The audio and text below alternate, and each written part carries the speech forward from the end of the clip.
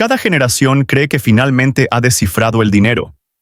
No solo lo ha mejorado, no lo ha ajustado, no lo ha hecho un poco más seguro, lo ha descifrado. Lo dicen con confianza, con gráficos, con un nuevo lenguaje, con nuevas teorías que prometen controlar el riesgo, suavizar los ciclos y convertir la incertidumbre en algo manejable. Algo científico, algo civilizado. Y siempre, la historia espera. Porque detrás de las nuevas herramientas, los modelos más inteligentes, los mercados más rápidos, hay una constante que nunca cambia: el comportamiento humano. Y el comportamiento humano es notablemente fiel a sus ilusiones. Esta vez es diferente. Esas 4 palabras han precedido a más desastres financieros que las malas matemáticas. Las han pronunciado comerciantes en el Ámsterdam del siglo XVII, banqueros en el Nueva York de la década de 1920, operadores de Silicon Valley a finales de la década de 1990 y legisladores con mucho más que humildad. En cada ocasión, la convicción era sincera. Cada vez, el resultado era familiar. Bienvenidos a El Historiador Financiero, donde el dinero, el poder y la historia colisionan. Y nada es tan simple como parece. Esta no es una historia sobre una sola crisis, una sola burbuja o un solo error. Se trata de algo más profundo, algo más discreto. La razón por la que las mismas ilusiones económicas siguen resurgiendo siglo tras siglo, incluso a medida que las sociedades se vuelven más ricas, más inteligentes y más avanzadas tecnológicamente. Si los mercados fueran puramente racionales, la historia económica sería aburrida, lineal, predecible.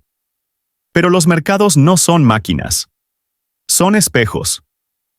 Reflejan miedo, optimismo, codicia, negación y esperanza, a menudo todo a la vez. Y cuando suficientes personas creen la misma historia reconfortante, la ilusión se consolida y se convierte en consenso.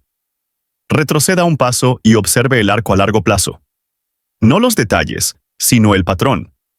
En la década de 1630, los comerciantes holandeses se convencieron de que los bulbos de tulipán habían trascendido la agricultura y se habían convertido en una nueva clase de activo. Los precios se desvincularon de la utilidad. La lógica seguía al precio, y cualquiera que lo cuestionara simplemente no entendía el mercado.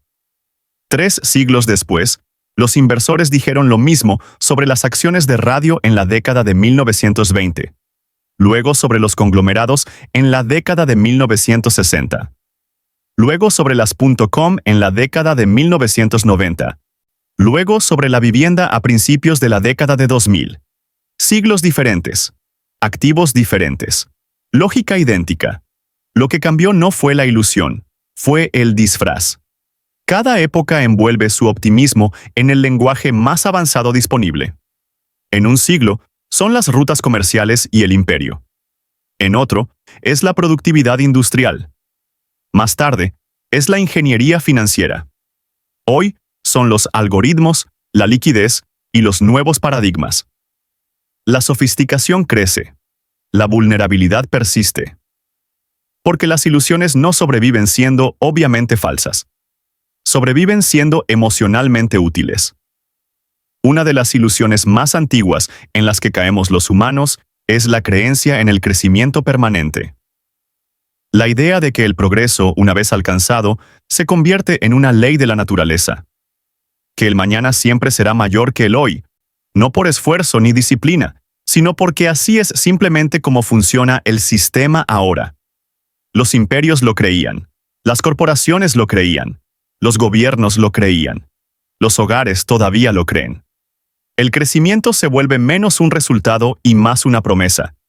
Y una vez que se asume el crecimiento, cualquier cosa que lo amenace se siente temporal, anormal o solucionable con la palanca adecuada. Las desaceleraciones se enmarcan como fallos. Las correcciones como reacciones exageradas. Los límites estructurales como pensamiento obsoleto. Hasta que una decisión lo cambia todo.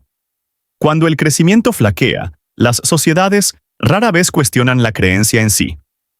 Cuestionan el obstáculo. Así, los sistemas se estiran. El crédito se expande. Las reglas se relajan. El riesgo se pospone en el tiempo. El dolor se pospone, no se elimina. La ilusión sobrevive, al menos un poco más. Y aquí es donde la ilusión se profundiza en la estructura. A medida que los sistemas financieros se vuelven más complejos, otra creencia se arraiga silenciosamente. Que la complejidad es igual a seguridad.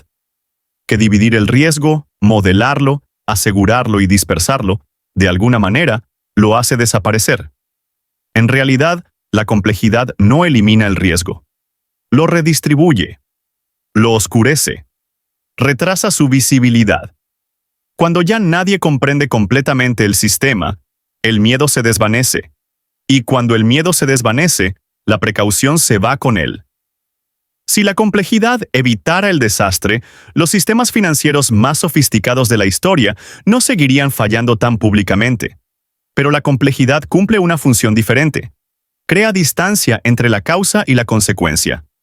Permite que la responsabilidad se disuelva en el proceso.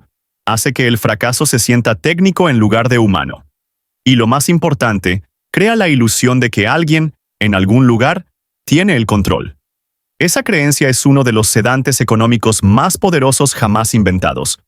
Bancos centrales, reguladores, instituciones, expertos. Las sociedades otorgan un enorme peso psicológico a la idea de que existe una cabina de mando y que alguien competente la preside.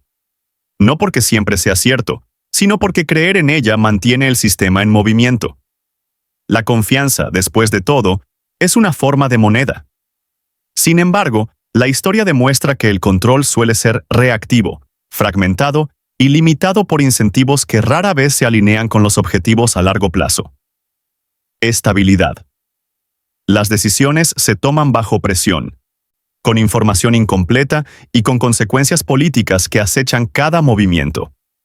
La apariencia de control permite ganar tiempo. No garantiza resultados. Mientras tanto, los costos no desaparecen. Cambian. La deuda permite a las sociedades consumir hoy el crecimiento futuro. La inflación permite a los gobiernos reducir silenciosamente sus obligaciones. Los rescates financieros permiten que las pérdidas sean absorbidas por los sistemas en lugar de por los individuos, o al menos así se vende.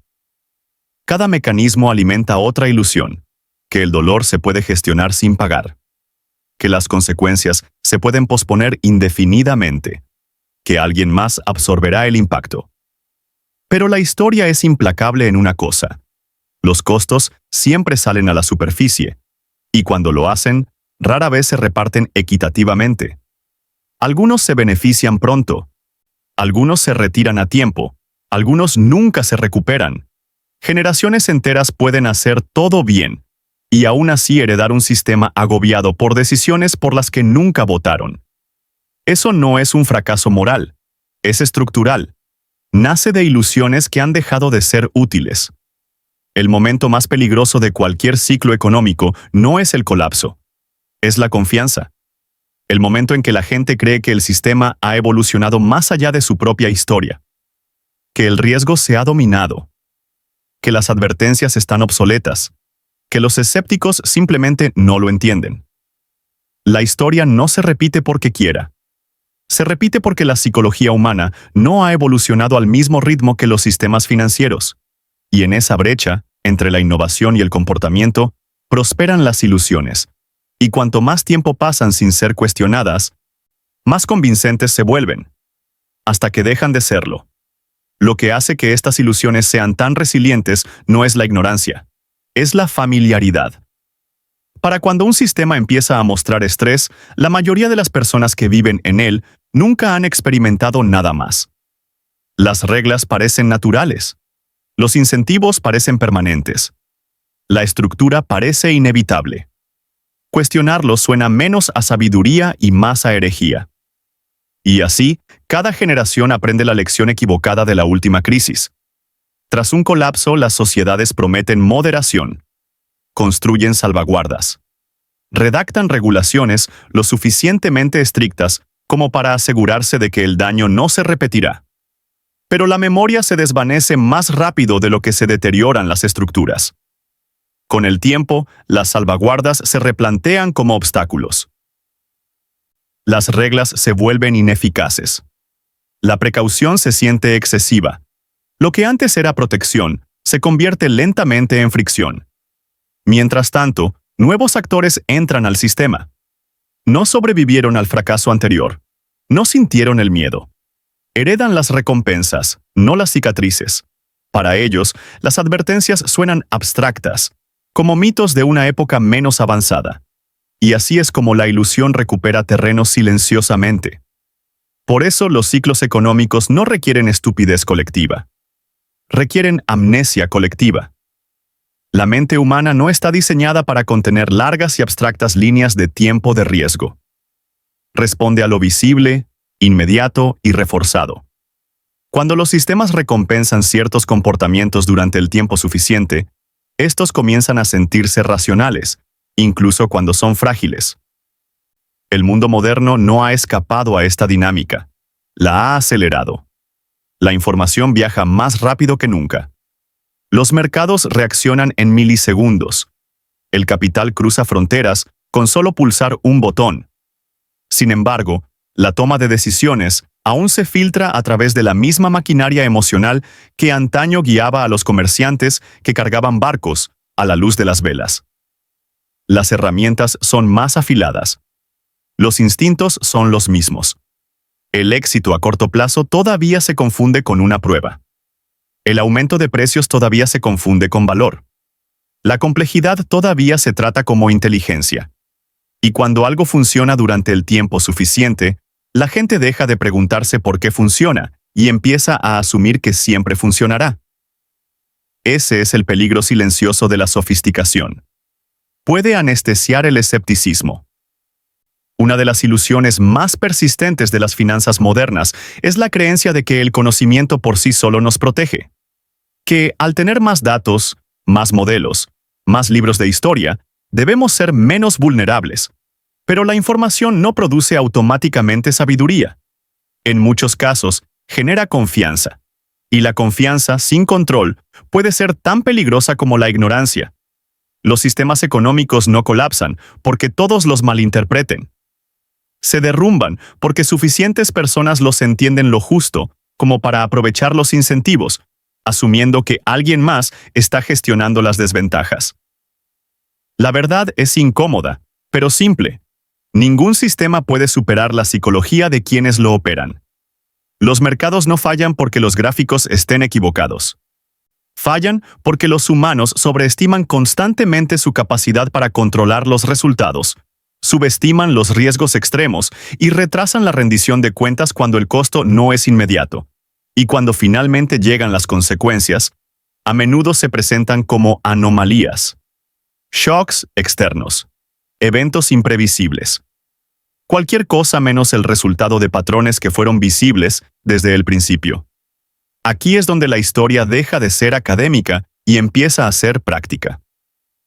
Porque la verdadera lección no se trata de predecir la próxima crisis.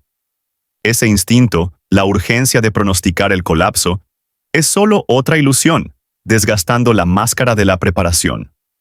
La historia es mucho menos útil como bola de cristal que como espejo. Lo que nos muestra, una y otra vez, es la facilidad con la que los humanos intercambian la resiliencia a largo plazo por la comodidad a corto plazo. La rapidez con la que la precaución se erosiona una vez que la estabilidad se siente normal. Cómo los sistemas construidos para gestionar el riesgo se convierten gradualmente en sistemas diseñados para posponerlo.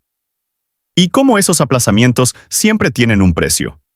La libertad financiera no proviene de predecir los mercados ni de ser más astuto que los ciclos. Proviene de comprender dónde residen las ilusiones y negarse a construir la vida enteramente dentro de ellas. Proviene de reconocer que los sistemas se moldean por incentivos, no por intenciones.